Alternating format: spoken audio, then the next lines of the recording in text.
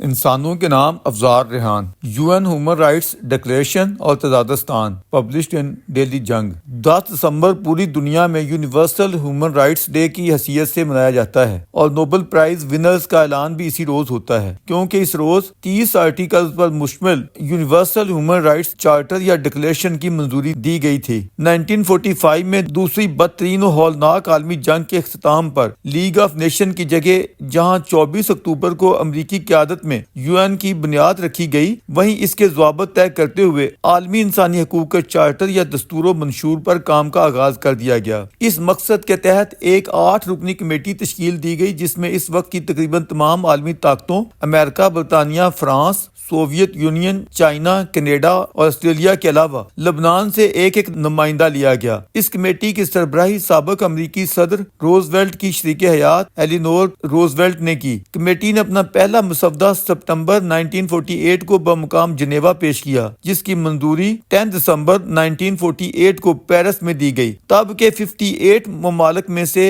48 نے اس کی حمایت میں ووٹ ڈالا، مخالفت کسی نے نہیں کی، بشمول سعودی عرب 8 غیر حاضر رہے اور بشمول یمن 2 نے ووٹنگ میں حصہ نہیں لیا۔ UN universal human rights charter کے متعلق ہم پورے وثوق سے کہہ سکتے ہیں کہ یہ اب تک کی انسانی آگاہی، شعوری ترقی و سربلندی اور انسانی عظمت کی مظہر دستاویز ہے، جس کی فکری بنیادیں قدیم یونانی تہذیب کے معماران و فلاسفرز کی شعوری بیداری و ارکریزی میں ہی نہیں، رومن سویلائزیشن سے ہوتے ہوئے ماڈرن ایرا کے عظیم الشان philosophers John Locke, Rousseau, Kant اور رسل جیسے داناؤں کے انسان نواز فکری نکھار میں ہے۔ اس کی اٹھان 1215 کے برطانوی میگنا کارٹا میں ہے، بلکہ اس سے بھی پہلے 1037 عیسوی میں جب برٹش کنگ نے پارلیمنٹ کی اتھارٹی مانتے ہوئے اس کے اختیارات پر بڑی حد تک سر تسلیم خم کر دیا تھا۔ اس کے بعد ہی 1188 میں ہیبیس کارپس کا اصول مانا گیا، اور پھر جس کے تحت کسی شخص کو محبوس نہیں رکھا جا سکتا، اور پھر 1679 میں پارلیمنٹ نے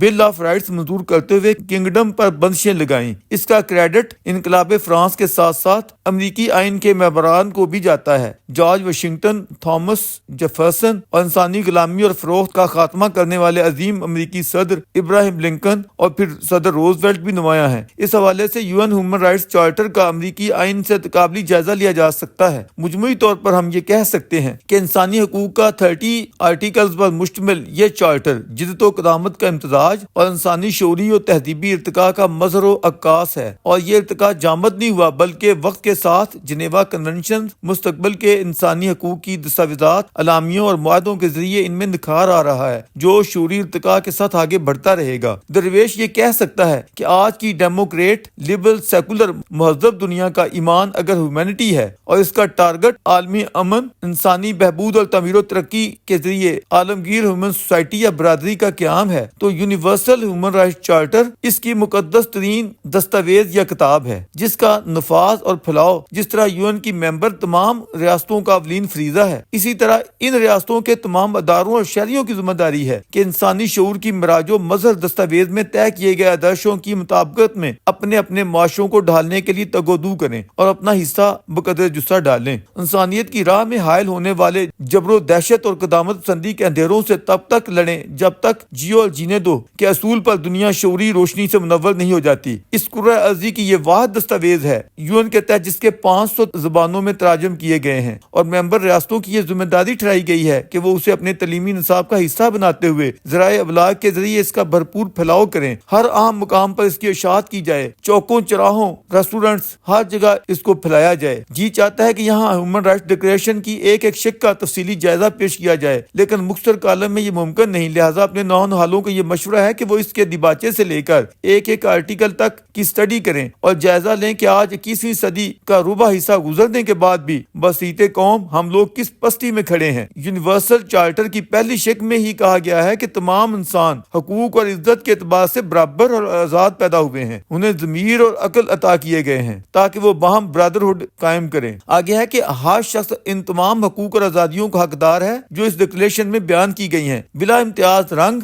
نسل، جنس، مذہب، زبان، سیاسی نظریہ، دولت یا خاندانی حیثیت۔ اس سے آگے بہت سی شکیں ایسی ہیں جو ہمارے روایتی سماج اور ہمارے مروجہ آئین سے ٹکراتی ہیں۔ ہمارے میڈیا اور ہمارے سماج میں آخر اس امر کی اجازت کیوں نہیں ہے کہ ہم ان تمام شکوں پر کھلے بندوں مباحثہ کر سکیں، جبکہ دوسری طرف ہم نے پوری عالمی برادری کے سامنے اس عہد نامے پر دستخط کر رکھے ہیں کہ بحیثیت قوم و ریاست ہم اس ڈکلیریشن پر عمل درآمد کے پابند رہیں گے۔ آج پوری دنیا کے دساتیر میں ہیومن رائٹس کا چیپٹر انہی آدرشوں کی پاسداری کا مظہر ہے، حتیٰ کہ ریاستی طور پر یہ طے ہے کہ بالفرض اگر آئین معطل بھی ہو جائے، مارشل لا یا ایمرجنسی بھی لاگو ہو جائے، پھر بھی بنیادی انسانی حقوق کی یہ شکیں لاگو رہیں گی اور سپریم جوڈیشری ان کی نگہبانی یا پہرےداری کرے گی۔ بلا شبہ ہر قوم کی کچھ اپنی مذہبی اور تہذیبی روایات، عقائد و ضوابط یا ترجیحات ہوتی ہیں، لیکن UN کے عالمی عہد نامے پر دستخط کرنے کے بعد ہم پابند ہیں کہ اپنے ضوابط کو عالمی چارٹر کی شکوں کے مطابق ڈھالیں، نہ کہ ان کے خلاف مخالفانہ پروپیگنڈا اپنی قوم میں پھیلائیں۔ ہماری طرح انڈیا میں بھی بھاری میجارٹی کا ایک مذہب یا عقیدہ